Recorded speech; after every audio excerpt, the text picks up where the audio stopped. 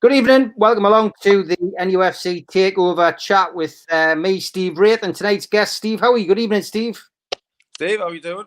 I'm good, mate. I'm good. How's the weather over your side of the world? Very nice. It's very sunny. It's very warm, but ultimately making the most of it. You know, not trying to stop indoors and get out there, get some exercise, and enjoy the good weather.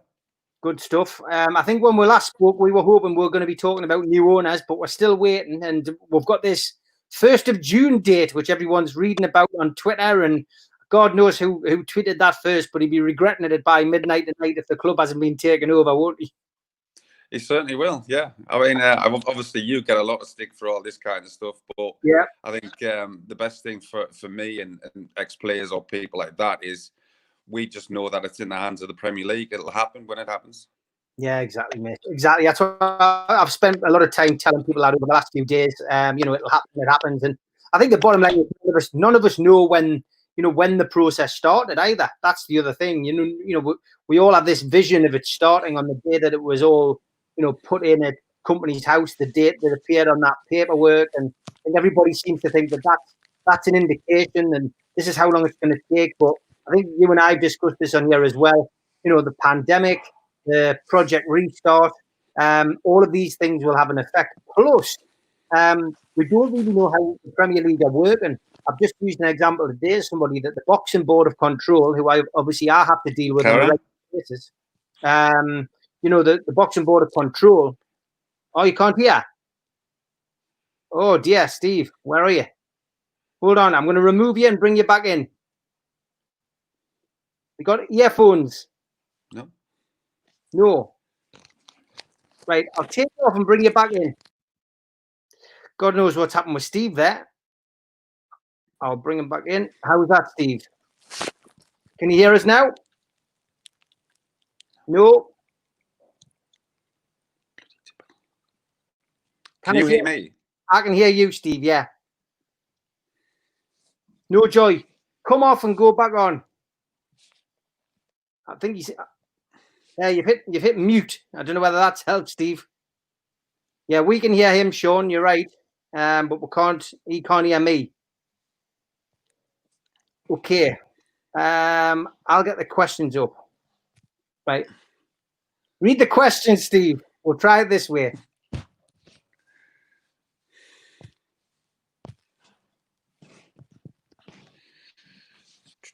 No joy. Can you still not hear us? I can hear you, Steve. Yeah. I can't hear you. Hold on. Let's bear with us, folks. I'm going to type this in. Do we try reconnect? Yeah. Do you want to try that? Yeah, do that, Steve. Do that. Come off and go back on. Yeah. Okay. Okay. Hopefully, Steve gets his technical issues sorted out. I don't know whether he has got mute on. We'll have to wait and see. See what he comes back. You know what he'll do? He'll go and get Karen to sort things out, which is these good ladies. So we'll see whether that works. Anyway, yeah, I'll read the first couple of questions here. Hi, Steve, doing a great job. You kept my anxiety down a lot over the last few months. However, quick question: when it does happen, who would I like to see in a number 9 shirt? Me personally, I just want the club to be taken over and to finish the season. I think Steve Bruce will get the opportunity. I think Steve Bruce will not be the manager when it comes to the start of the new season, whenever that is. But who would I like to see in the number 9 shirt? I've got to be perfectly honest. I haven't been convinced with Joe Linton. To see Joe Linton wearing the number 9 shirt wasn't what we should have done this season. I don't think that was the right thing. He's not a centre forward and he doesn't score goals. It depends on the budget that's allowed. I'd like to see that happen. Hi, Steve. Can you hear us now? I can, yes. I've got to get the boss in. I haven't got a clue. I told you this beforehand. I told people that you would probably get Karen to come and sort it out, and and you have, which is good. So your answer to this question, Steve, is who would you like to see in the number 9 shirt? Once the takeover goes through. Is there anybody you'd like to see? One make big noises about coming back. I don't really kind of like to put names there because I think I did a podcast with you before, and I've mentioned Haaland, and of course then it's in the papers and it's in this and it's in that, sort of saying how he wants Haaland. And you know, I just think you just need somebody that's going to put the ball in the back of the net, because we've missed that. I mean, obviously losing Perez and losing Rondon, we've struggled this season to score goals. And look, if you don't score goals, you don't win games. It's that simple. So of course, to get a good striker in I think is Steve's main priority. I mean, I know there'll be a lot of people that's kind of said, well, we don't want him as manager. I mean, me personally, I think he's got to be given a chance. He's come out publicly himself and actually sort of said, I think, you know, he backs himself, which any self-respecting manager would, and any self-respecting player would back themselves to actually get in the team as well. But I'm not going to ban names because it's pointless. I mean, look, you'll be the same as me, and the fans out there will be the same as well. All these names that's been linked, you know, it's kind of means nothing at the moment because the takeover still hasn't been completed. It happens all the time. I mean, you know, I hate the summer, in particular for transfer rumours, stories. I've hated it even more under the Ashley regime because none of it's ever been, you know, remotely true. At least under Sir John Hall and Kevin Keegan, you know, when we were linked with big name players, we actually had a chance of signing these people. But, you know, under Ashley, it was never going to happen. But yeah, look, Steve Bruce, I said when you went off air briefly that I believe that Steve Bruce will finish the season. Operation Restart will commence obviously on the 17th of June. Newcastle will fulfil the fixtures. Steve Bruce will fulfil the fixtures, I think, and then the new manager will be recruited. And whether that's Pochettino, you know, who knows? I personally do not think Steve Bruce will get the opportunity to be the manager. I might be wrong, but I've got to be perfectly honest. I wouldn't value Steve Bruce as the manager, you know, with a lot of money to spend, and he specialises in keeping teams up. You know, he's had a few relegations on his watch as well. But for me, you know, that's my opinion. But we'll see. What happens. You know, I've got nothing against him. He proved me wrong. He might have had a lot of luck, you know, throughout this season. But he got to 35 points. I would never have imagined him doing that. And he got rid of the quarterfinal of the cup. And the season's not over yet. So he may end up finishing on a swan song and make it difficult for the new owners. But we'll wait and see. James May says, Steve, the takeover will go through on the 9th of June on a summer's afternoon. I hope you're right, James. That would be good. Derek Sharp says, hi, Steve, hope you're okay. Fed up with fans and fans with the best of interest. All it's causing is divisions within the support of the takeover. That's a good point, Steve. I mean, you're one of the more prolific Newcastle United players on Twitter. I'm sure you see, you know, a fair share of that. Yeah, we do. I mean, getting back to one point as well about Steve Bruce, I just think, look, as you'd said, which is right, he's always been at teams that's been struggling and try to keep them up, or maybe he's trying to get promotion or whatever. He hasn't ever been given the opportunity to have money and to spend it wisely. Listen, it might be unbelievable if he did get the opportunity, but you know, possibly we'll never know. I think he will definitely see the season out. I think he's got every right to expect that, and I'd be disappointed if that wasn't done, because I just think it would be wrong for the club to do that. Do I think Steve will be then collateral damage with the takeover? I would probably say yes, which is a shame, really. But with the one about the fans and stuff like that, look, all the fans want is a team that they can be proud of, and a successful team, and a team where we can watch either on the TV or we can go and watch at the ground and be entertained by them, see them scoring goals, see them winning games, see them climbing the league. That's all we want. Of course, everybody's entitled to their own point of view, and I think you've just got to respect that, because as a person, I've got mine. As a person, you've got yours. I mightn't agree with you, but I'm not going to call you because of it. It's your opinion. Exactly, 100% agree. I've seen that with more, you know, inflammatory things today. I mean, you know, what's going on in America, I've seen tweets about that, and anything you put up on Twitter is it just seems it's fair game, and there's no policing of it. And to me, it's completely out of order. You can't have an opinion on there, and you've got to have thick skin. You really have. Dan Milne says, hi, Steve. Great to see the positivity around the takeover, unlike the papers. Do you think the Premier League will have to say something soon? And if rejected, will the potential owners take legal action? What do you think, Steve? Look, I think the only thing that'll come out with the Premier League, it's either it's done or for some reason it's not.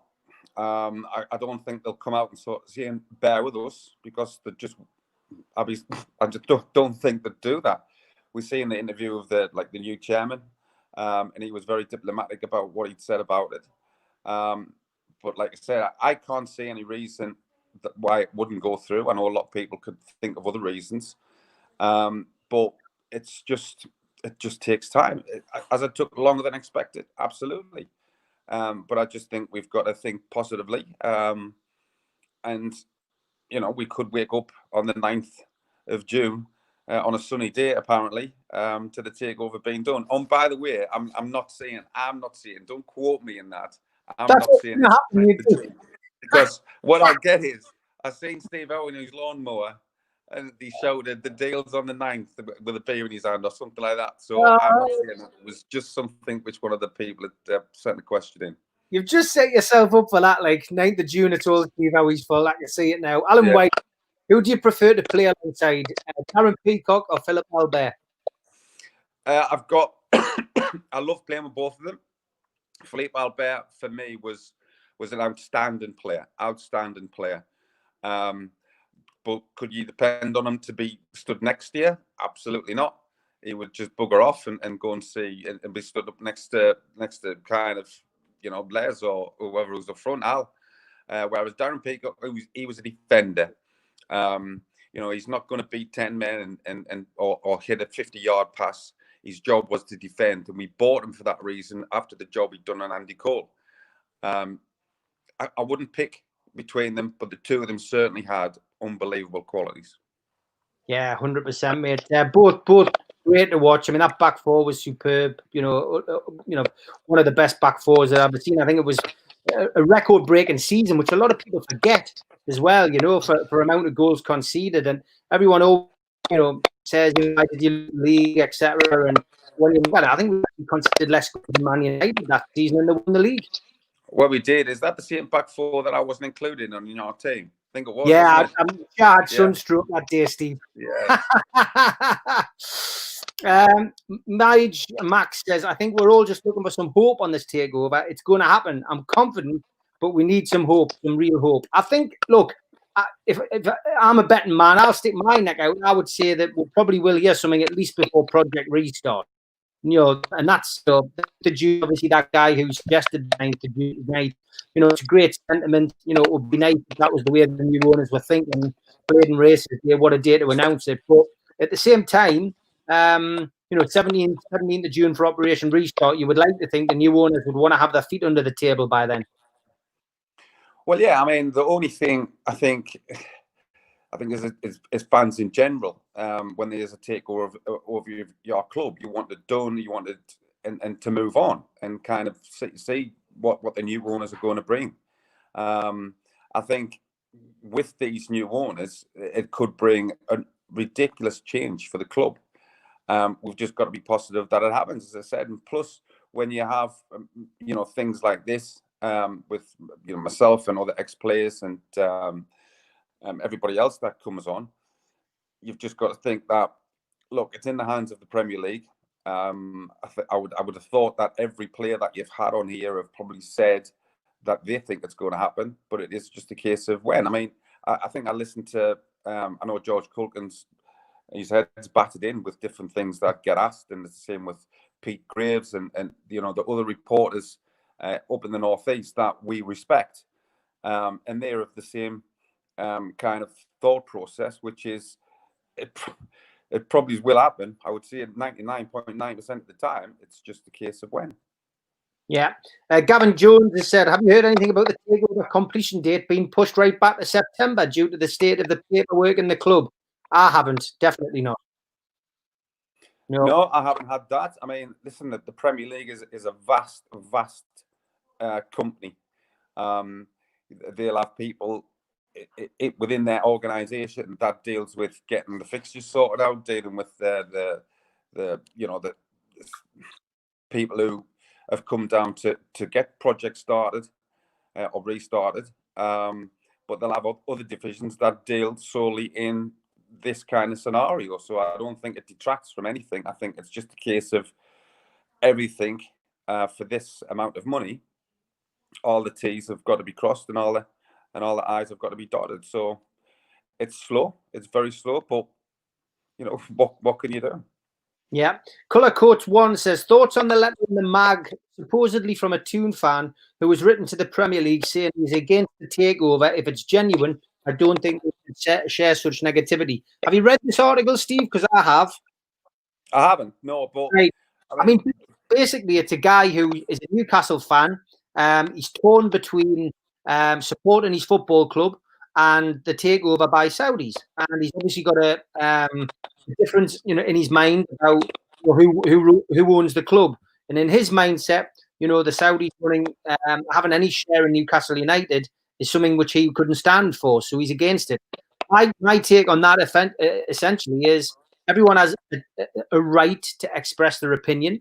The mag have chosen to, publish the article, and fair play to them, because, I've criticised the mag years ago, because it's how I became a fantasy editor, is because I wrote a letter to Mark Jensen at the mag, and he wrote back saying my article was too controversial. So, at least they've taken over the years they've learned a lesson, and they've started to publish the alternative view.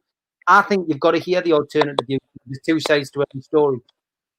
Well, absolutely. I think you can't make a judgment on just your opinion. Look, if you're that headstrong and it's my opinion and that's all that matters, then fair enough. For me personally, I think you're missing out. I think you've got to be open to all sides.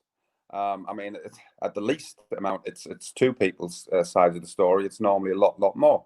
So I think you've got to be open to, all right, then that's a fair point. And then the other side, that's a fair point. You might agree with a little bit more to the other side. But again, at least you've given yourself every opportunity to take it all in and then make your own decision. Yeah. Tom Lynch says, Steve Wraith, you were posting about the Magpie Group on Twitter earlier. Do you think John Hall would take part in one of your talkings? Tom, I did one last year. I did it for the food bank, and I did it at the club. Actually, I did it at 9 Bar prior to us taking our events away from there. But we did John Hall and the Magpie Group, the remaining members. We raised a sizable amount for the food bank. We're going to have Bill Corkin on from the food bank this week as well on Wednesday. Thanks for your question. Trez Reed says, hi, Steve and Steve. What do you think are the chances of financial fair play being removed and scrapped? Would the new owners take advantage of this while they can? I think with the new accounts coming out, Steve, which is something that's happened before we were on, it showed Newcastle, making a profit in 2019. I think it doubled the amount of money that made. I think it was 18 million in 2018. I think it's 37,000 pound profit last year. So we're in a good financial position, really, going into another transfer window with a new owner. Would the scrap financial fair play, or will it be moved? I don't think they'll scrap it, because that just means the rich teams can basically do whatever they want, and the poorer teams are constantly struggling. So I think you have to have financial fair play.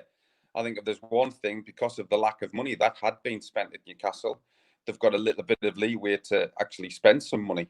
But I think if they're coming in and all of a sudden spending vast amount of money, like some clubs have, then they're going to have to move things around. It's happened to PSG. I think it's happened with Man City, might be one or two others as well. But obviously, that's the way you've got to manage your business. Otherwise, look, as a fan of a team, you want your team to have an advantage, but not to the absolute detriment of other clubs where they're just falling miles and miles behind, because then we're not having a competitive Premier League or Champions League. Yeah. Anthony Hall asks a great question. Do you think we should leave the number 9 out of the squad for a season or two until we have a proven goal scorer who can handle the Premier League and the shirt instead of any Tom, Dick or Harry? Now, this is obviously down from the Joe Linton scenario at the moment. And it's something I've strongly vindicated over the years. The number 9 shirt's a special shirt at our club, and I always felt that you should have to earn it. Unless you're prolific, unless you're like a Harry Kane or, somebody who's got a track record. But I think coming in and being given the shirt, it demeans it.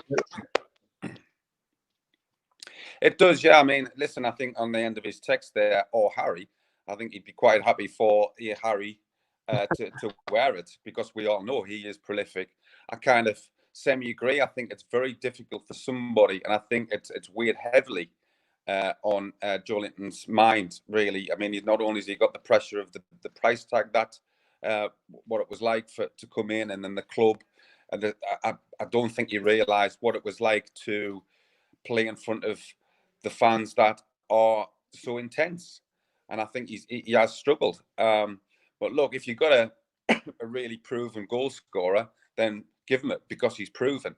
So I can understand that argument, absolutely. I mean, listen, if you bring a lad in and he's wearing, I don't know, number 36 or 15 or whatever it is, and he's banging in the goals for fun, then the next season, bang, give him the number, and the fans will have no problem with that. Yeah. Tim Kern says, at a talk in years ago, I was told when Kevin Keegan returned, he was trying to sign Bale, Modric, and Lampard. This is a fact. But he was definitely trying to sign Modric.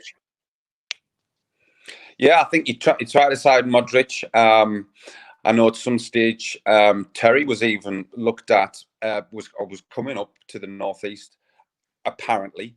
And then when obviously Abramovich and that came in, it was, everybody just stay where they are and we'll look at things. And of course, John Terry went on to be unbelievable at Chelsea. But we definitely know that he tried to sign Modric. Just, I think, what was he told he was too small or something like that? Something ridiculous. You got him to Newcastle. He was at the hotel on the quayside just off the Millennium Bridge, and his agent at the time, if I remember rightly, was Peter Harrison, or he was facilitating the. Well, yeah, I mean, it's just, listen, some players sometimes slip through the net, and he was certainly one of them, because you watch him now, and even at Real Madrid, he still runs the show. So, fantastic player that, unfortunately, for whatever reason, it didn't come through. Yeah. Lee Thompson says, Coventry 95-96, first match of the season. What's your memory of that match, Steve?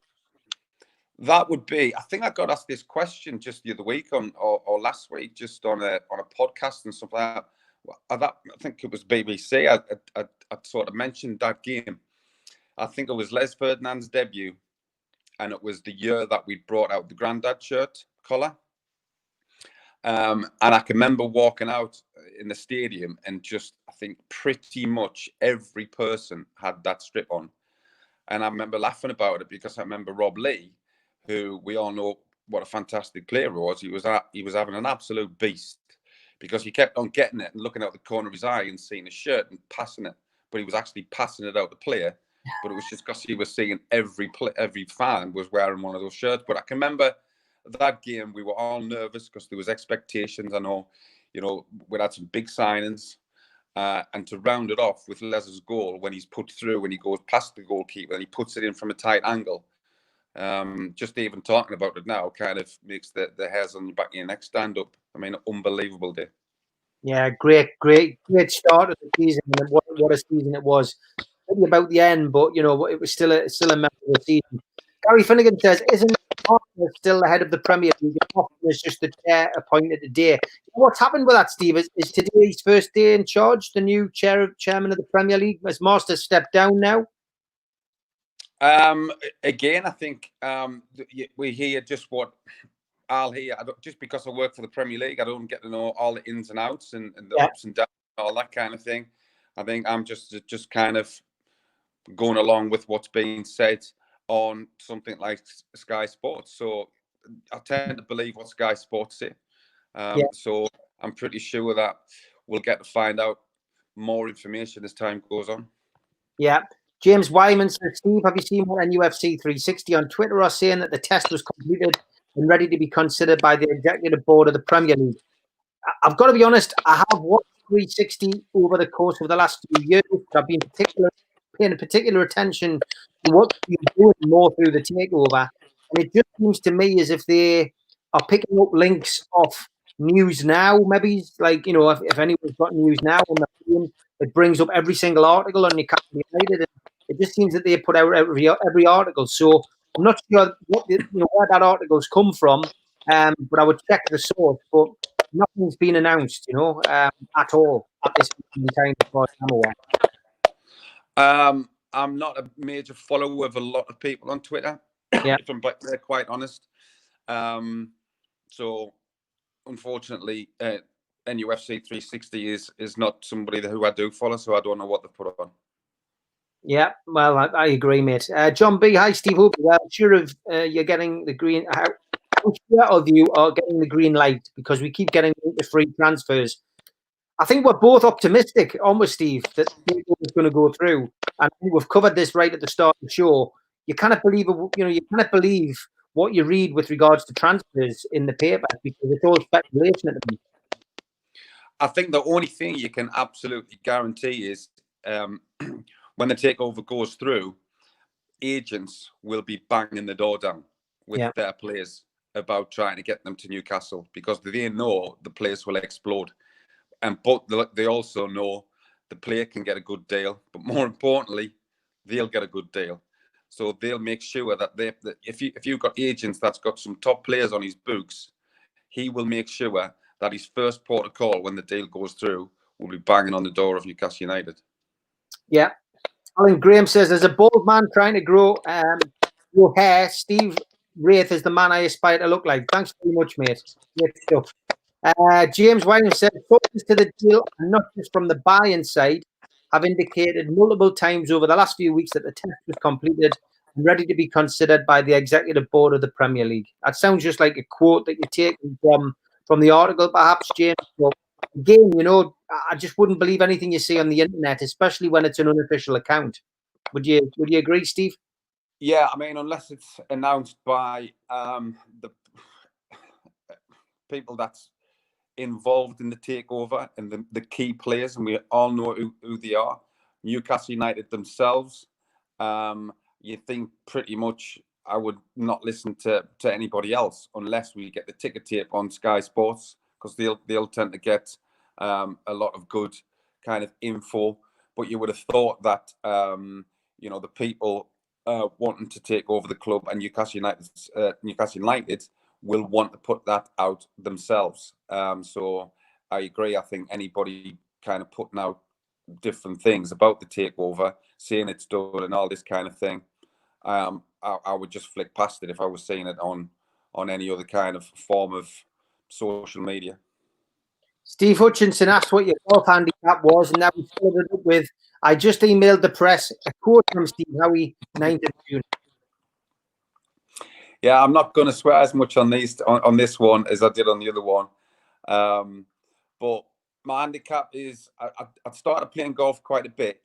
And then, as I said, it was I had a tee-off time on Tuesday, but unfortunately I didn't play because I couldn't get anybody to play with us. But it's coming down. I'm not going to tell you what it is because I'll get classed as a bandit.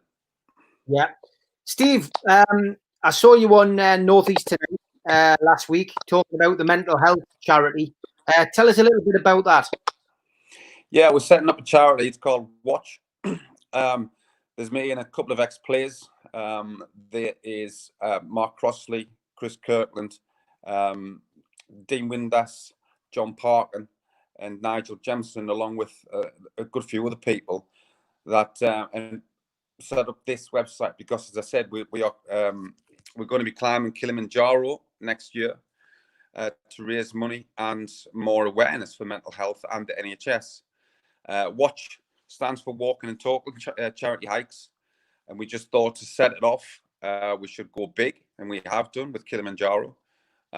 It looks very, very tough.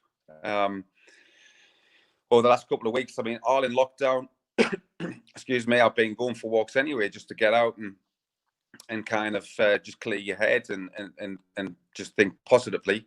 But obviously, since we've nailed on this Kilimanjaro thing, me and my wife have been going out for hours and hours on end and walking miles and miles because we know it's going to be a tough one. But it is a case of just trying to get people more aware of mental health, and not just for men, but women as well, because we know, especially in these times as well, it's been very, very difficult. And the hashtag is it's okay not to be okay and not be frightened to talk. And we're going to be setting up this website. We're going to be setting it up on Twitter, and that's hopefully going to go live very shortly. And once we do that, everything's going to be on there. And anytime anybody wants to get help or need a chat or anything, they can hit that website. Or otherwise, before that, I've just mentioned the people that's involved. Get on Twitter and get in contact. Yeah, good stuff, Steve. Well, I'm sure when you launch it on Twitter, you'll get a lot of support from the Newcastle fans, mate, but good luck with that. It's a great cause. Bill Smith says, playing devil's advocate, what would happen to the club if the Premier League knocked us back? Where do you think the club would go under Ashley? I think I would probably try not to think about that one too much. Because you just think, he knows he's not wanted at the club, and I'm not trying to be horrible there. And you just think, could he be even worse? Of kind of the last 13 years he's been in charge. But ultimately, we all know the man wants to make money, and he would probably do what he has to do for the club to kind of be in a position where it's making money. But that is probably the worst case scenario, I think. Yeah, mate. Dale Ord, he says, Jethro Willems, worth the risk of buying him despite his ACL injury? He loves the club, and he said loads of times he dreams that we re-sign him. I mean, that's the kind of thing players, tend to say. But I've got to be honest, he did stand out. With the exception of St. Maxim, I thought Jethro Willems was a good bit of business. Yeah, I think nowadays, given the what they can do with injuries, the specialists that you can see and what's out there, the revolutionary stuff that people can do and help players to come actually back from. Back in the day, you would sort of see his career's over and you wouldn't take a chance on him. But certainly with the kind of things that we have at hand now, with what's happening, with rehab stuff and the equipment and the people that's behind the scenes and all this kind of thing, it wouldn't be a problem for me if he got re-signed. Will Thurkettle says Jason Burt of the Telegraph is the one saying that the checks are being completed and ready to be checked by the executives of the Premier League. I mean, again, great stuff. Jason hasn't been too far off on various stories, but again, it's a journalist with a story, so it's a stick in the neck out kind of story, isn't it? Really under the current climate. Well, look, I mean, if you're getting journalists coming out, one of them's going to be right at some time. Yeah. But it's like I said, as we know, the ones that we trust up in the northeast, if they had come out and said something like that, then I'd probably take a bit more notice. In fact, I'd take a lot of notice if it was somebody like George Culkin. But as I said, if it's not the club coming out officially or the new owners coming out officially, I think the stuff that's getting written in other kind of newspapers, I wouldn't read too much into it. Glenn O'Neill says, what does Steve think of our captain, Jamaal Lascelles? I think he comes across as a very good leader. I've met him and he's a very, very nice man. Do I think he'd had his ups and downs kind of last season? A little bit, but listen, every player has up and down kind of periods in their career. I thought the lads that had come in and played in his position done very, very well. But I think that because he was captain, I think he'd getting in sometimes maybe a little bit quicker than he would have. But there's no doubt, as I said, he's a good leader. He likes to organise his team. I think his teammates respect him. And I think when you've got that, again, eventually there could be players come in that might take his place and probably will take his place. But I still think he will be a huge asset to have in and around the club. But obviously players, or certainly the players that I know, want to play. So if that was the case, I don't think he doesn't come across as the person that would want to sit on his backside and pick his money up. He'd want to play football. Yeah, I would agree. Yeah, he's been hit and miss. He's not the greatest centre half we've ever had, but he's certainly not the worst. And he's been there through a very tough period. But yeah, certainly young enough to make changes, and he seemed to blossom well under Rafa. You know what I mean? He was somebody, one of his pet projects, given the captaincy at a young age, and certainly seems to have risen to the occasion. Lee Foster says, what board structure would you expect or like to see if and when this goes through? Steve, what is that something you would give much thought to? Is there anything you would like to see on a board of coming into St James's Park? Well, I mean, I think what you want the new board to do is to come in, which I've said all along, which fans like, and I think that's transparency. I don't think they don't have to tell us a far end of in which way it blows, but obviously just come out and let the fans know exactly, a lot of things about what is going on. If there is speculation about this or that, just put the fans right. I think that was the biggest problem that we had with Mike Ashley is we heard nothing. It was just complete silence. And then something would happen or nothing would happen. If, as I said, if the new owners come in, if they just come out and say, listen, this is not happening, or listen, this could be happening. And I think that would be, the very first big positive for me if a board did that.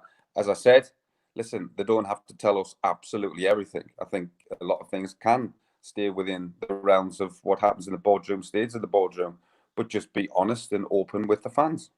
Yeah.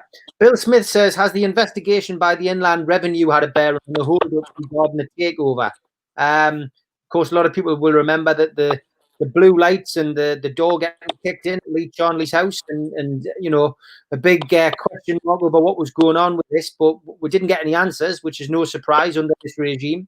Has that had a bearing, do you think? I mean, I would imagine the only thing that would affect would be the people who were buying it wanting some idea of what they were facing when they bought the club. Yeah, you could look at that. And is there any hidden underlying issues there? I think that, as I sort of said, they'd want to make sure they looked under every stone to find out exactly, because we've seen in the past some owners have come in and all of a sudden they've gone, I didn't know about this, I didn't know about that. And then all of a sudden the shed load of money is coming out of the club when that could have been spent on facilities or players or just improving things around the club. So I think they'd have to make sure, and look, being the people that they are in the takeover, I'm sure they have the top people to look at every single stone, look underneath it, check again before they actually go back and sort of say, look, there's no issues here. Yeah, 100%. Lee Foster says, you look like the Saint with that backdrop, Steve. You've got a plate on your wall. It looks like you've got a Saint thing behind. It looks quite good. The halo thing. Halo, yeah. Tim Kent says, well, when I stand up, it comes to the top. My missus wouldn't said that, because if it's true, she'd be taking that off the wall and hitting us over the head with it. Brilliant. Tim Kent says, who was your best and most inspiring captain? That could be, I suppose, league or international. Listen, I think we had good captains in. Brian Klein was excellent when he was in the team. I thought we had Rob Lee, who was a superb captain. So was Al. Not shouters and screamers, Rob and Al, by any means, but they didn't have to because they just did what they did. Peter Beardsley, exactly the same. Peter Beardsley was awesome captain. Didn't really shout and scream and like you see like Sir Roy Keane and people like that, and you just think, wow, he's giving him a right volley. I don't think they needed to do that. You knew if you'd made a mistake that you'd made the mistake. You don't need somebody else to rant and rave at you and basically call you all the names under the sun. Some players need that. Some players don't. But I thought they were all great captains. I mean, I was fortunate enough to have Tony Adams, and he was kind of Mr. Motivator. So he was absolutely excellent. But I think every captain that I had, they were captains for a reason because they were pretty much the best players in the team anyway. Yeah. Neil Straker says, Steve, did you suffer any serious injuries during your career? I had 3 really bad injuries. I had a lot of operations on my groins, which kept me out for a long time. And in the end, I went to see a specialist called Mr. Gilmore. And as it worked out, the injury now is called Gilmore's groin. Because I went back and back and back, and it was constantly tearing, constantly ripping. As I said, it kept me out for a year. I had a thing in my calves, which is called compartment syndrome. And I think there was only 2 people in the country that had it, and one of them was a rugby player. That kept me out for a year as well. and that's basically just your calves tearing constantly. We didn't know why that was, but obviously I had to have a major operation with that one.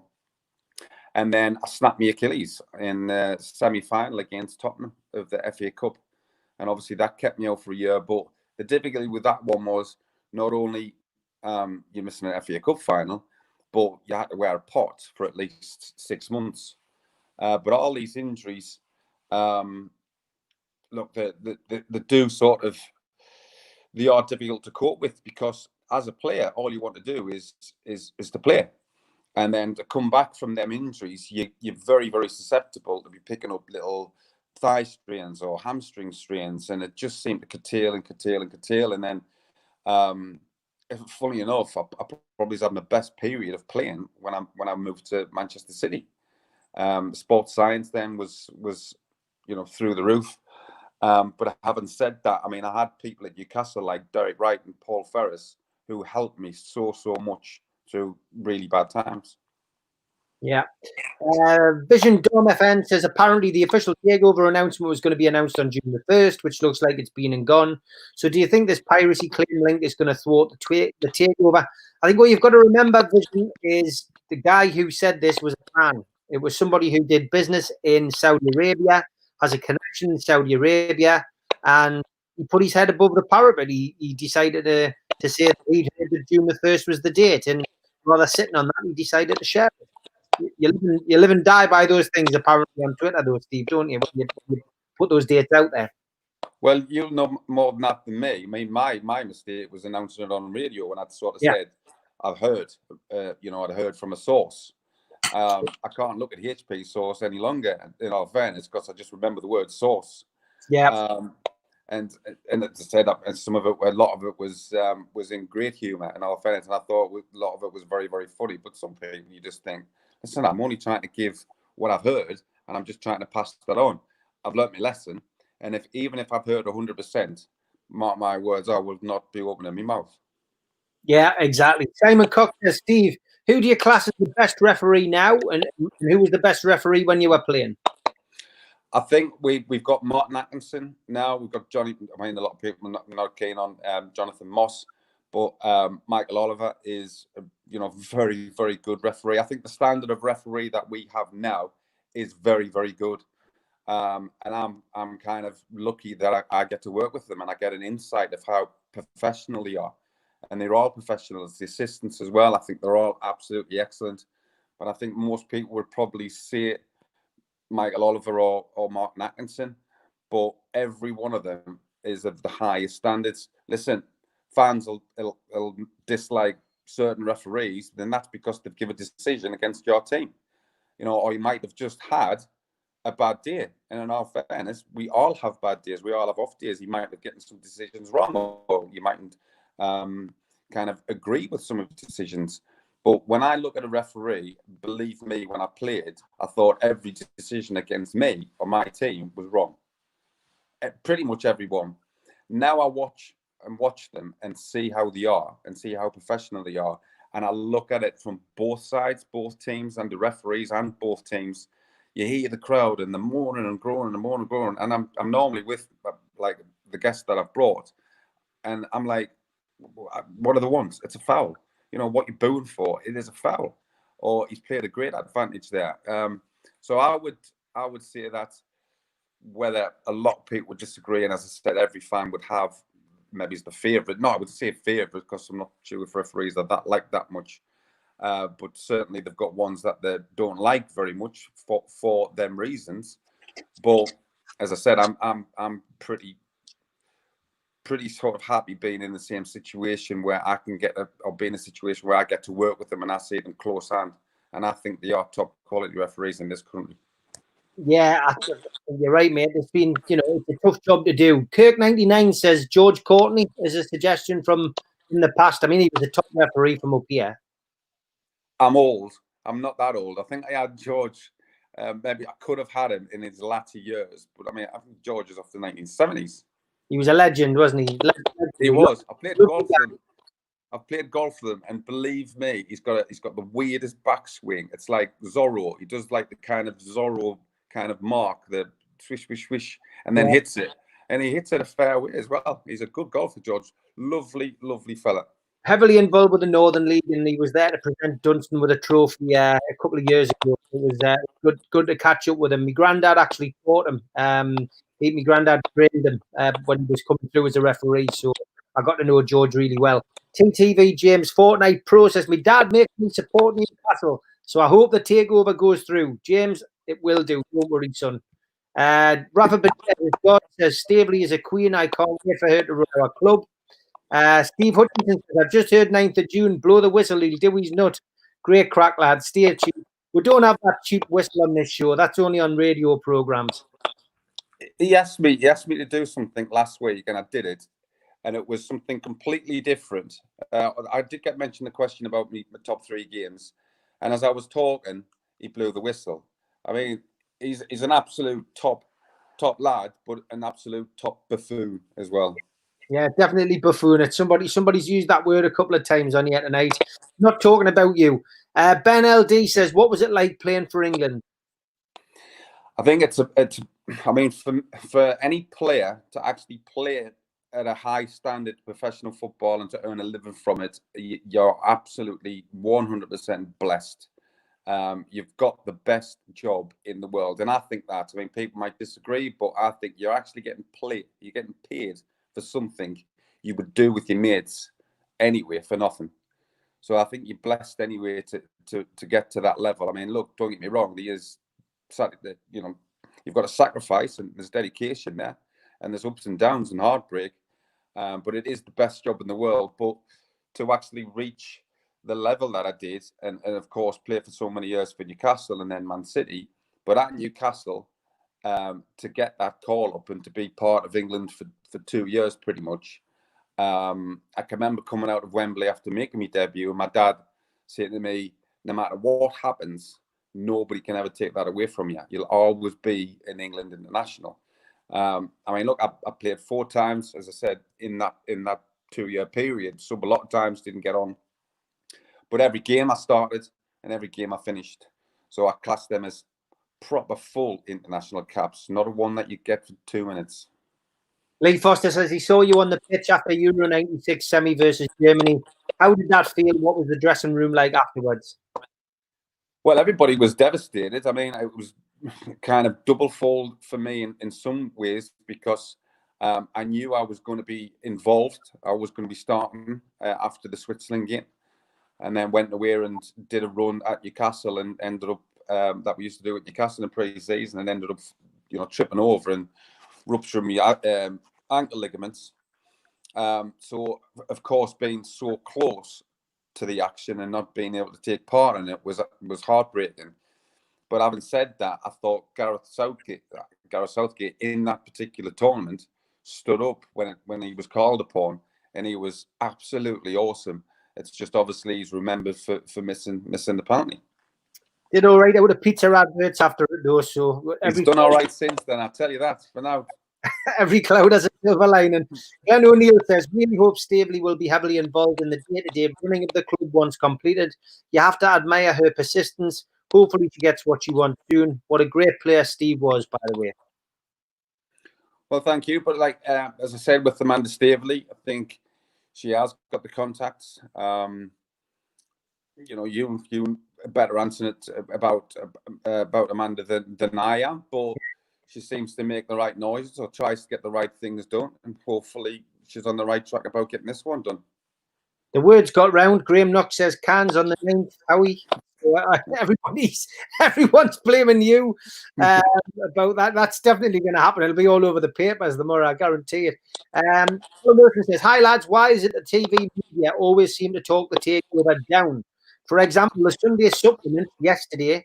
What about all the positives it will bring? The team, the fans, the area, and more importantly, the nerves.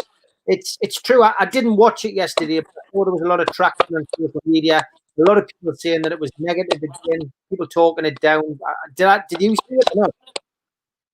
Oh, I don't watch it, to be quite honest, because for me it's I don't know. They just maybe just don't want it. It was the same as like Manchester City. They don't like it. They like it to be. I mean, don't get me wrong. I think Liverpool and Man United's and Arsenal's and Tottenham's amazing clubs, but they just don't like sometimes a new club or the new hitters coming into town. They just don't. For me, that's my opinion. They did it with Manchester City, Manchester City this, Manchester City that, and they'll not like Newcastle doing the same. But for me, I'd love it. I'm doing the Kevin Keegan thing here. I would love it if it all went through, and all of a sudden Newcastle are pretty much the top boys and just blew teams away, because it's been a long time since that club's had success. Yeah. My again says, do you think we could get to the stage where buyers get fed up with the wait and the negative comments, or are they ready to the fight? They won't get fired, and they've already invested a hell of a lot of time and a hell of a lot of money in this. The reports of £17 million deposit paid in Lascelles bank account should tell you that no one's going to walk away from that. Frankie says, not sure if he's already answered this. What was Howie's favourite Toon game to be involved in? Well, as I said, there was every game. I think you've got to think you count yourself lucky to make an appearance, at the highest level. But a lot of nights at Newcastle and Saturdays, and we've just mentioned the Coventry game. I can remember the Leicester game when we were getting promoted. That was on the back of beating Grimsby.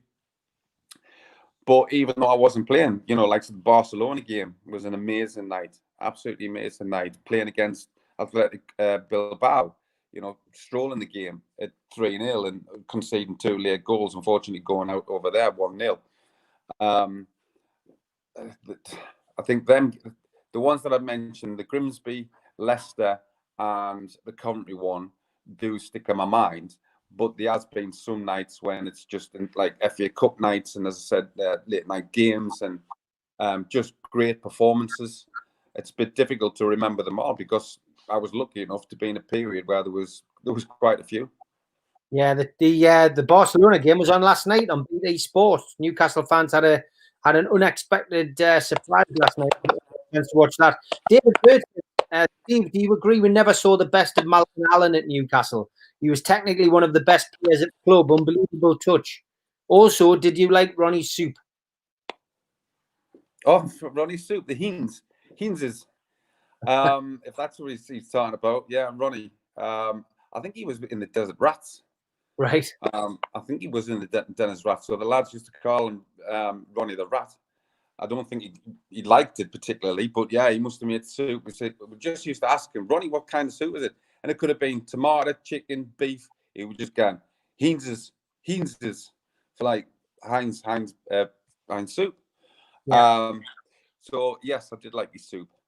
Malcolm Allen, yes, he was very, very talented player, and but he had a really, really bad injury on his knee, and his knee used to kind of come out with basically the bolts and stuff that are in there. For me, I would have wanted to play him for him to be at the club a lot longer, but ultimately it was his injury that cost him. Lee Ellison says, does the PFA do enough for players coming into retirement? A lot of players don't seem to get the support once their career comes to an end. Do you think there should be an improvement? I think it's getting better. To be fair to the PFA, they're backing the Watch campaign and what we're doing with Kilimanjaro. I think they've been more coming forward with helping kind of players with mental health, obviously on hand as well, just to help players financially. I think few people would argue against it, and or certainly have the argument with Jeff Haskell and all the kind of scenario with that. Listen, I think could they do more? I think they could, yes, and I think in every department. But do they do a bad job? No, I don't. Luciano Bonchi says, how did the defence appreciate David Batty coming into the team and sitting in front of you guys in 95-96? I think that's a difficult one for me to answer, in all fairness, and I'll give you the reason why it's difficult. Bats was a fantastic player, and I think to have him in front was excellent. But at that particular time and at that season, Lee Clark was in that position, and Lee Clark was absolutely awesome. And I think when Lee Clark went out of the team, Bats came in, and then Kevin changed it where instead of Peter Beardsley playing behind Les Ferdinand and Keith Gillespie on the wing, when we were beating everybody and flying to the league, when Kevin changed it to that, so Peter then went out to the right and Keith got dropped. And Peter's not a right winger as such. And then Tino came up, and not Tino's fault in any way, shape, or form. The whole dynamics of the team changed. Yeah. And that's what affected our running. Yeah, played. Dale says, do you ever get jealous of how much current players get paid these days, Steve? No. I think how much they get paid is quite obscene. But, you know, look, I think the player's never going to turn around, or anybody, any man or woman, if they get told, listen, we'll give you X amount of money, and it's massive amount of money, you're not going to go, no, I don't want it. Players are going to go, well, okay then. I do think now there's a lot of very, very good players out there, but there's a lot of average players out there, and average players now do demand high wages. But do I blame the players for that? No. If the club's prepared to pay these players the wages that they are, well then that's the club's issue. It's not the players. I've only got an issue with a player.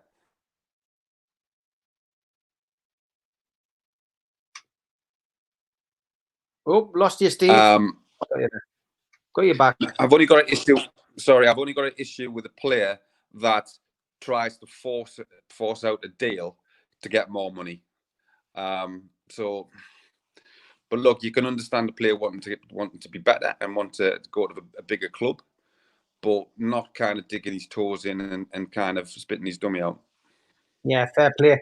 Last question tonight. Thanks for everybody who's joined in.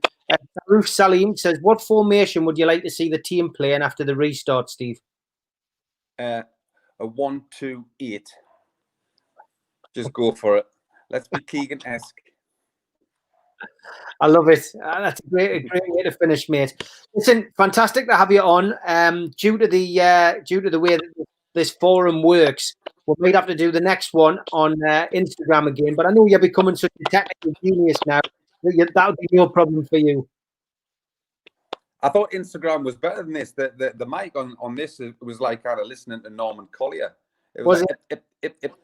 And I'm trying to look at what the questions were, and my eyes are shocking. And I'm thinking, what's them? I didn't want to squint because people would be thinking, what's he doing?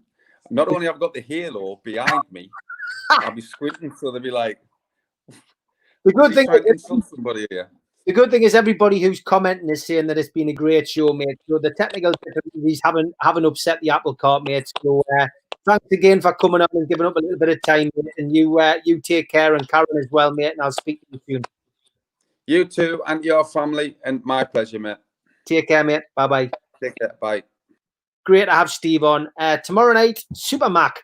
And if you think that Steve's struggling with technical things is bad enough, wait till get Malcolm. Usually I'm sitting with Malcolm and being able to help Malcolm. So hopefully Malcolm will be able to work this all out tomorrow.